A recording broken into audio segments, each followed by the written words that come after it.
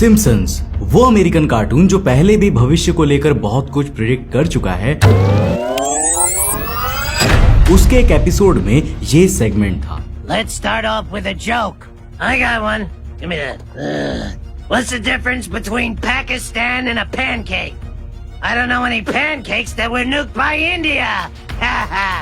अब देखो, हमारे भारत और पाकिस्तान के बीच जो संबंध है वो हम सभी जानते हैं कि वो किस तरह से है। दोनों ही देश में एक दूसरे के प्रति बहुत ज्यादा नफरत है और इन दोनों ही देश, दोनों ही कंट्रीज के पास न्यूक्लियर वेपन्स भी है। ऊपर से आप देखोगे कि पाकिस्तान के डिफेंस मिनिस्टर ख्वाजा आसिफ ने भी कहा है कि एक न्यूक्लियर वॉर का खतरा क्लियर और प्रेजेंट है, जिसका मतलब दोनों देश इसको लेकर सीरियस है। और अगर आपको लगता है कि आपका घर बॉर्डर के पास नहीं है तो आप सेफ हो, तो जरा इस मैप को देखिए।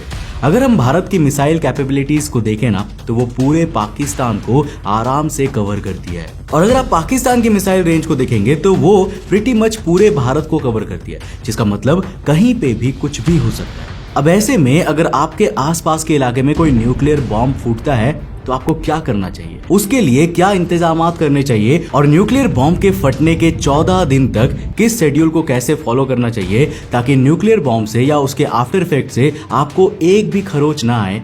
वेल, आज के इस वीडियो में हम इसी के ऊपर बात करने वाले हैं। सो हेलो गाइस, मैं कौशिक और चलिए शुरू करते हैं एक और नए एपिसोड को।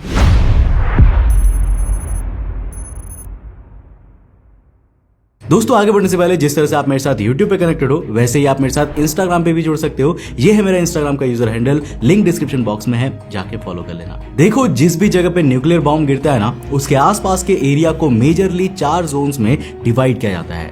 1 किलोमीटर के अंदर का हर इलाका सीवियर डैमेज यानी कि SD जोन में आता है। 2 किलोमीटर तक के एरिया को मॉडरेट डैमेज जोन में गिना जाता है और 2 किलोमीटर से दूर का बाकी इलाका लाइट डैमेज जोन में कंसीडर किया जाता है, जो लगभग 10 माइल्स यानी करीब 16 से 20 किलोमीटर तक का होता है। और इसी रेडियस में न्यूक्लियर वेपन इमीडिएट आर्स पे सबसे बुरी तरह से इंपैक्ट करता है। अब जो बॉम्ब हिरोशिमा और नागासाकी के ऊपर गिरा था, उनकी डिस्ट्रक्शन यील्ड 18 से 23 किलो टन TNT की थी। तब जाके उन्होंने इतनी ज्यादा तबाही मचाई थी, जबकि आज के समय में जो न्यूक्लियर बॉम्ब्स अवेलेबल है ना, उनकी destruction yield 50,000 kilo ton TNT तक जाती है। जापान में फोड़े गए न्यूक्लियर बॉम्ब से 3000 गुना ज्यादा, जिसे देखते हुए आप समझ सकते हैं कि इनके द्वारा मचने वाली तबाही पहले से भी कई गुना घातक होगी। देखो, जब भी कोई न्यूक्लियर वेपन किसी जगह पे गिरेगा तो उसके 1 किलोमीटर के अंदर जो कुछ भी होगा, जिसे हम सीवियर डैमेज जोन कहते हैं, वो सब कुछ तबाह हो जाएगा।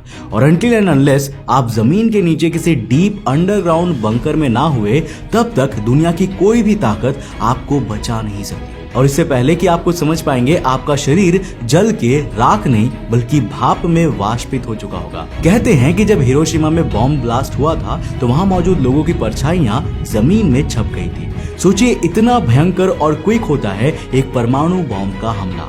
जिस जगह पर न्यूक्लियर ब्लास्ट होता है, उसके सेंटर का तापमान tens of millions of degree Celsius तक पहुंच जाता है, जबकि उसके फायर बॉल की सरफेस का तापमान 6000 डिग्री सेल्सियस तक चला जाता है, जो कि सूरज के सतह के तापमान के बराबर है।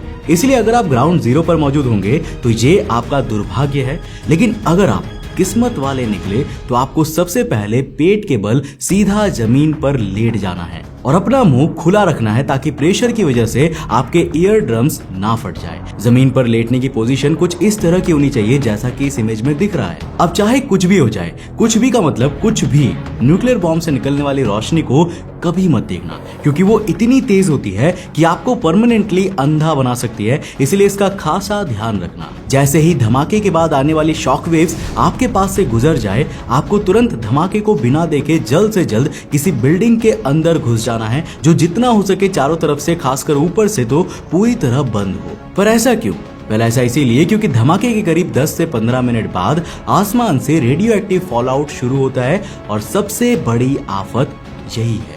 देखो, परमाणु बॉम्ब से कोई देश इसीलिए नहीं डरता क्योंकि वो कोई घातक बॉम्ब है, बल्कि इसलिए डरता है क्योंकि उससे जो रेडियो एक्टिव मटेरियल्स निकलते हैं ना, उसकी वजह से लोग सिर्फ बीमार नहीं होते बल्कि उनकी आने वाली कई पीढ़ियां बर्बाद हो जाती है।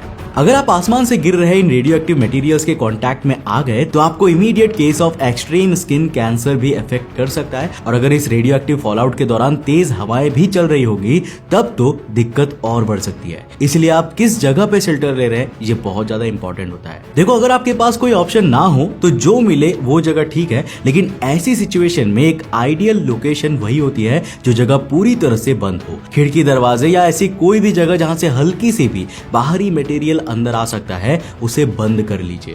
हो सके तो कपड़े या टेप की मदद से जो छोटे मोटे छेद हो कमरे में वो भी बंद कर दीजिए और रूम को जितना हो सके बाहरी एनवायरनमेंट से उतना ज्यादा आइसोलेटेड और सील कर दीजिए। इस कमरे को आपको हर हाल में 12 से 24 घंटे तक नहीं छोड़ना है, क्योंकि यही वो टाइम होता है जब फॉलआउट अपनी पीक पे होता है और रेडिएशन अपने चरम सीमा पर होती है। अब मान लीजिए कि अगर आप शेल्टर लेने से पहले या इस दौरान हल्का सा भी रेडिएशन के कांटेक्ट में आ गए थे या आपको लगता है कि बाहर से रेडिएशन ने आपसे संपर्क किया है, तो बिना पैनिक किए सबसे पहले तो अपने कपड़े उतार के एक प्लास्टिक बैग में सील करके रख देने हैं, ताकि कपड़ों में मौजूद रेडिएशन आसपास के एनवायरनमेंट को दूषित ना करे और ना ही आपको इफेक्ट करे। इसके बाद आपको अपनी एक्सपोज्ड स्किन को अच्छे से साबुन से धोना है, ताकि अगर आपकी स्किन में भी बाय द वे रेडिएशन का कांटेक्ट होने की गुजारिश भी हो तो वो क्लींस हो जाए। अब अगर आपको लगता है कि आपकी स्किन रेडिएशन के संपर्क में नहीं आई है पर फिर भी आपके स्किन में ढेर सारे दाने निकल रहे हैं, छाले पड़ रहे हैं, रैशेस हो रहे हैं, खुजली हो रही है या रेडनेस देखने को मिल रहा है, तो इसके बहुत हाई चांसेस है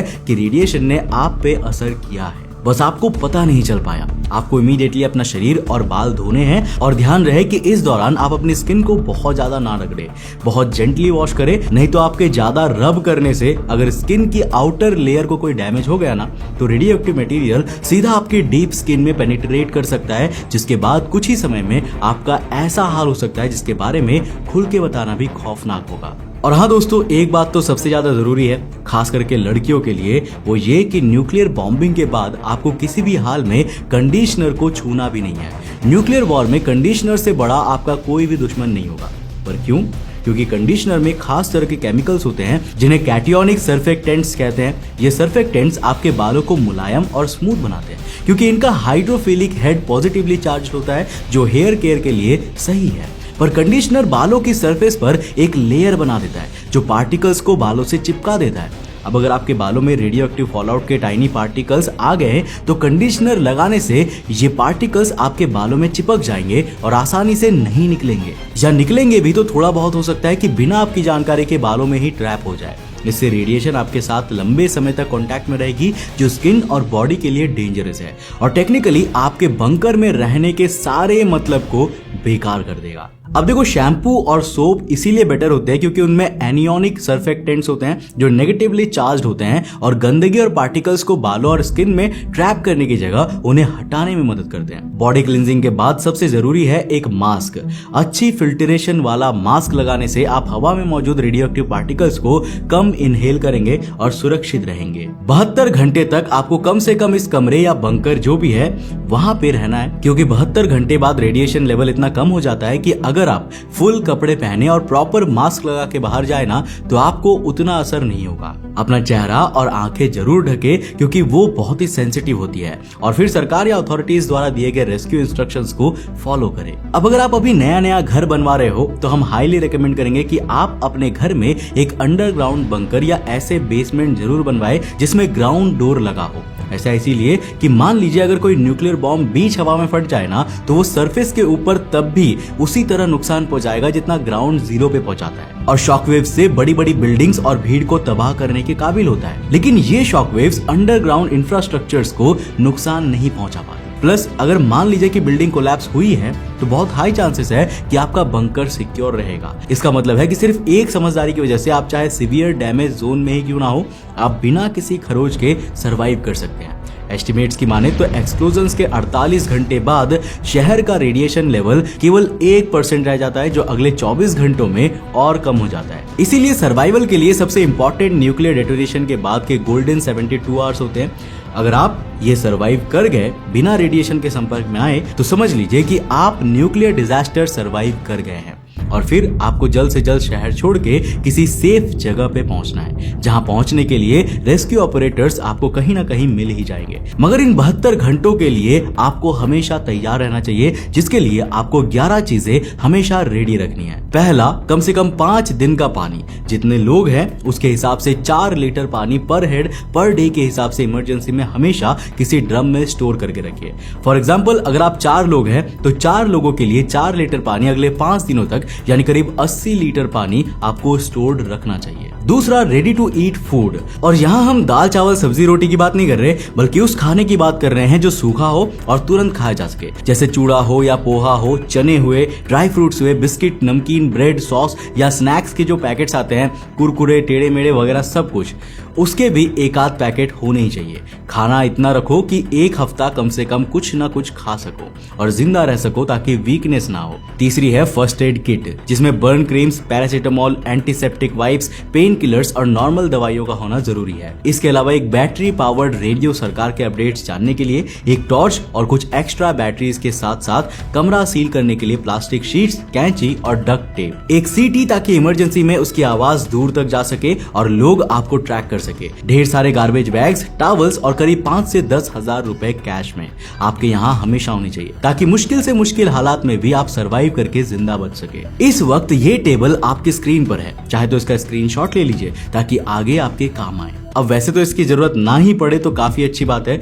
पर पाकिस्तान इतना कायर देश है ना कि वो सिविलियंस पे हमला करने से कभी पीछे नहीं हटेगा। इन देशों के मोरल्स में ही हमेशा ये फितरत एविडेंट रही है और वो जानता है कि भारत पाकिस्तानी सिविलियंस को कभी भी नहीं मारेगा, इसीलिए उसकी हिम्मत इतनी ज्यादा है भी। मगर एक जिम्मेदार नागरिक होने के नाते इस वीडियो को ज्यादा से ज्यादा शेयर करिए ताकि सभी को ये महत्वपूर्ण जानकारी पहुंच सके। उम्मीद है कि इस वीडियो से आपने कुछ नया जरूर सीखा होगा। अगर सीखा तो इस वीडियो को लाइक कर देना, अपने दोस्तों के साथ जरूर शेयर करना। अगर आप नए उस चैनल पे तो इस चैनल को सब्सक्राइब करने के साथ साथ नोटिफिकेशन बेल ऑन कर देना। और अगर आपको ये वीडियो पसंद आए ना तो मैं आपको रेकमेंड करूंगा कि आप अगली वीडियो इसे जाकर जरूर देखना, जिसमें हमने बात किया है द एल्परजॉट केव के बारे में। एक केव था जिसके अंदर कुछ ब्रिटिश सैनिक कुछ सीक्रेट चीज देखने के लिए अंदर जाते हैं और वहीं जाकर फंस जाते हैं। अब ये जो इंसिडेंट हुआ था वो किसी दूसरे कंट्री में हुआ था और ब्रिटेन के जो सैनिक वहां पर गए थे वो एक सीक्रेट मिशन पर गए थे और वहां जाकर फंस जाते हैं। इसके कारण से बहुत सारी जियोपॉलिटिकल सिचुएशंस क्रिएट हो जाती है, लेकिन सबसे बड़ा राज ये होता है कि आखिर वो सैनिक दूसरे देश में एक ऐसी अंधेरी गुफा में जाते ही क्यों हैं। जानने के लिए इस वीडियो को जाकर देखना बहुत इंटरेस्टिंग है। मैं मिलता हूं आपको नेक्स्ट एपिसोड के साथ, तब तक के लिए बाय।